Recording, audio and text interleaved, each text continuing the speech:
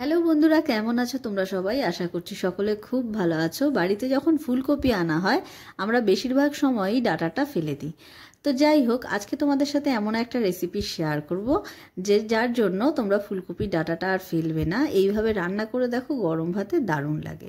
তো দেখো, সবার প্রথমে ডাঁটাগুলোকে ঠিক এইভাবে কেটে নিয়েছি সরু সরু করে। তারপরে একটু সামান্য লবণ আর সামান্য জল দিয়ে আমি এটাকে ভাপিয়ে নেব। তোমরা চাইলে এমনি ভাপাতে পারো, সামান্য জল দিয়ে কিছুক্ষণ ফুটিয়ে নিতে পারো।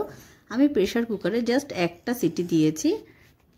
এরপরে আমি একটা পাত্রে, একটা বাটিতে সামান্য জল নিয়ে নেব। এটা কিন্তু অবশ্যই উষ্ণ গরম হতে হবে জলটা। আর তার মধ্যে দিয়ে দিলাম সামান্য লবণ। আর এখানে সানরাইজ মাস্টার্ড পাউডারটা আমি ব্যবহার করছি। তোমরা চাইলে এমনি সর্ষে, মানে গোটা সর্ষে শিলেও বেটে নিতে পারো। তো যাই হোক, আমি এইভাবে এটাকে মিশিয়ে 10 থেকে 15 মিনিট মতন রেখে দেব। লবণটা দিলে এটা অবশ্যই তিতো হবে না, ভালো কোয়ালিটির মাস্টার্ড পাউডার ব্যবহার করবে।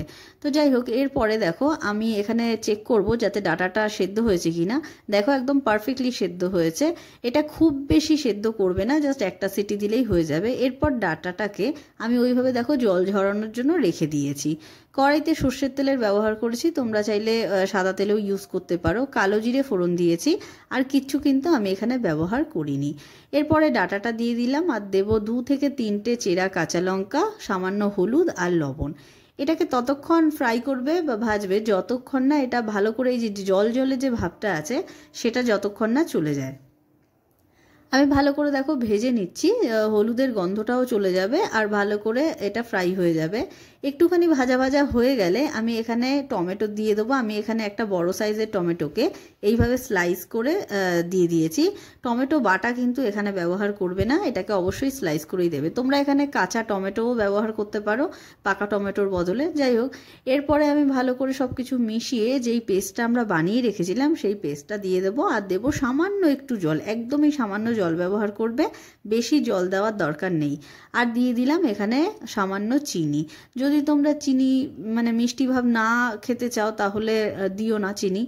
তো সব কিছু ভালো করে মিশিয়ে নিচ্ছি। এই রান্নাটাতে কোনো রকম তামঝাম লাগে না, খুবই তাড়াতাড়ি হয়ে যায়, কিন্তু খেতে খুবই সুস্বাদু হয়। এরপরে আমি এটাকে জাস্ট 5 মিনিটের মতন ঢাকা চাপা দিয়ে রেখেছিলাম যাতে করে জলটা টেনে যাবে ভালো করে। তো দেখো, জলটা একদমই টেনে গেছে, এটা একটু মাখা মাখাই হয় এরকম।